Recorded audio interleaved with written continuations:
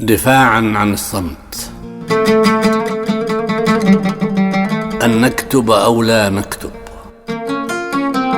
أن نكتب شعرا، أدبا، تاريخا أو لا نكتب، ذاك هو القفاز يصفع أوجهنا بتحد، يسخر من كل ثقافتنا الصفراء المسخ، ويهزأ من كل الألغاز.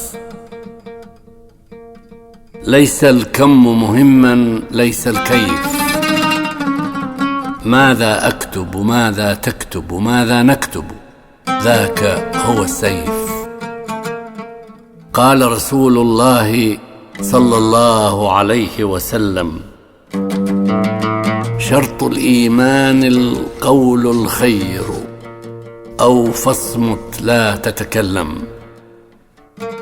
ليس الصمت سكوتا في كل الأحيان، بعض الصمت حديث منفعل وهدير غضب بركان.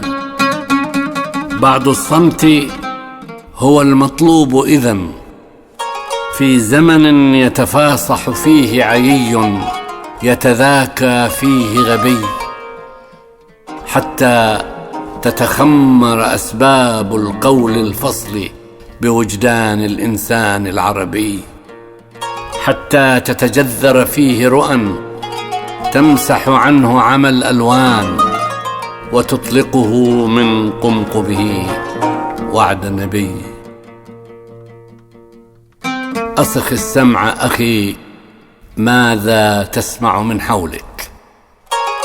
غير ضجيج جعجعة صخب مهلك، غير القرع على الطبل، وغير الرقص على الحبل بشكل مضحك، غير السطحية ندعوها أدبا، والألغاز نسميها شعرا، وعشق الذات نعمده فكرا.